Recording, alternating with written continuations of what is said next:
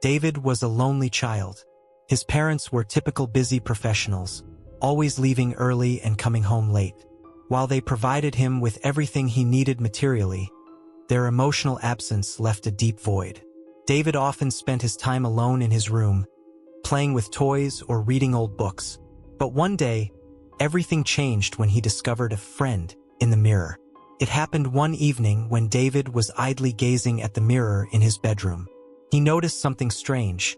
His reflection seemed different. Leaning closer, he realized that his reflection was staring back with an unusual gleam in its eyes, as if it was aware of him in a way that was beyond normal. When David lifted his hand, the reflection responded, but with a subtle delay and a smile that made the hairs on the back of his neck stand on end. Yet, in that moment, David felt oddly comforted. For the first time in his life, he felt seen. At first, the interactions were simple. David would make faces at the mirror, and his friend would mimic him, always with that small, knowing smile. Gradually, this became a ritual. David started to talk to his mirror friend, pouring out his frustrations, his loneliness, and even his small hopes and dreams. Though the friend never spoke, it always listened intently with that same mysterious smile. Months passed, and David's bond with his mirror friend deepened. But slowly, the friend began to change. The smile that once brought comfort now seemed stiff, almost forced, and there were moments when its eyes followed David's movements with a predatory intensity.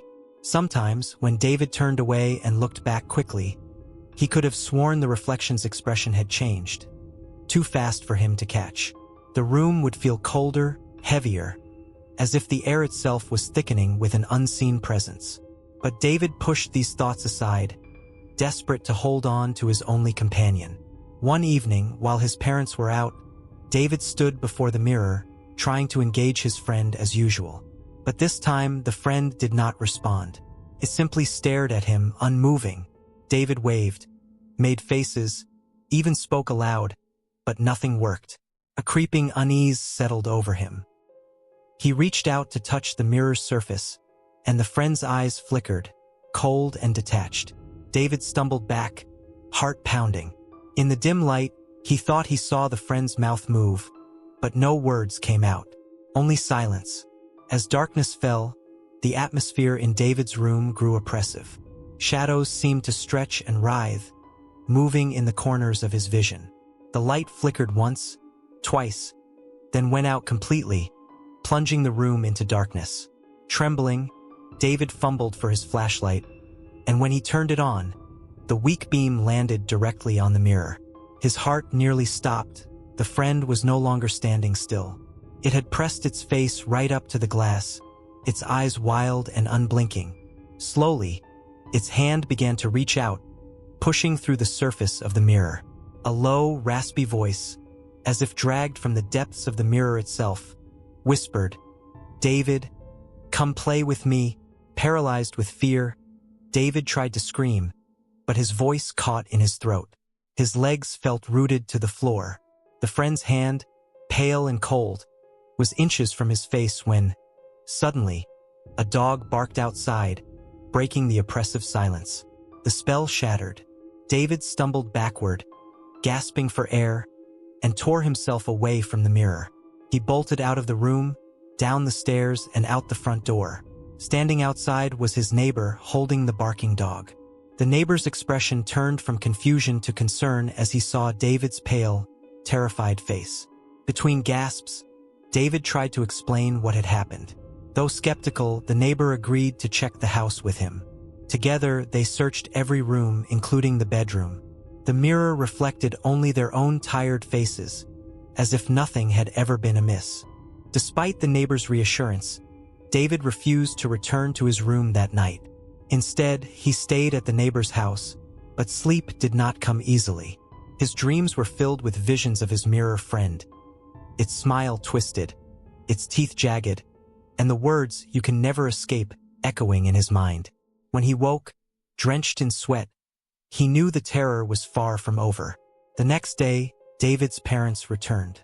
At first, they dismissed his story as a child's overactive imagination, but the fear in his eyes made them reconsider. They hired a specialist to examine the mirror. The expert found nothing overtly strange, only mentioning that its surface was unusually reflective due to an old, layered coating. David's parents, desperate to ease his fears, replaced the mirror and installed security cameras throughout the house. But David knew that nothing had truly changed. Late at night, when the house was silent, he would hear faint whispers, like echoes of a voice that only he could hear. At school, David's anxiety grew worse. During class, he would catch glimpses of his reflection in windows or shiny surfaces. Each time, the reflection's eyes seemed to burn with a cruel intensity. When he told his classmates, they laughed or mocked him, mimicking the whisper, "David, come play with me." The isolation deepened. Desperate for answers, David spent hours in the school library, reading about mirrors, spirits, and ancient folklore. One legend claimed that certain mirrors acted as gateways to another realm, a place where twisted reflections could consume the unwary. His nightmares worsened. Every night, he dreamed of being trapped in an endless hall of mirrors, each one containing a version of his friend, each more monstrous than the last. The reflections laughed and jeered, reaching out to drag him in. Reality and dreams blurred, and David's health began to suffer. Dark circles formed under his eyes. He became pale and withdrawn. Parents' arguments and mounting tension. At home, the tension was palpable. David's parents argued constantly, blaming each other for their son's condition. His mother accused his father of neglect, while his father dismissed the entire situation as a psychological issue. Their arguments only deepened David's isolation, making him feel more vulnerable to the darkness that lurked in the mirror's depths. One night, the whispers returned, louder and more insistent than before. David found himself drawn to the mirror once more. The friend's face was grotesque, twisted with malice. "I want to be with you forever," it hissed. A cold hand shot out, seizing his wrist. The room spun as he felt himself being pulled toward the mirror's surface. In that moment of desperation, David fought back with every ounce of strength he had left. He screamed, not out of fear, but with raw defiance. The mirror shattered with a deafening crash, splinters of glass scattering across the room. He collapsed, panting and shaking, surrounded by shards of broken glass. Although the mirror was destroyed, David knew the battle was far from over.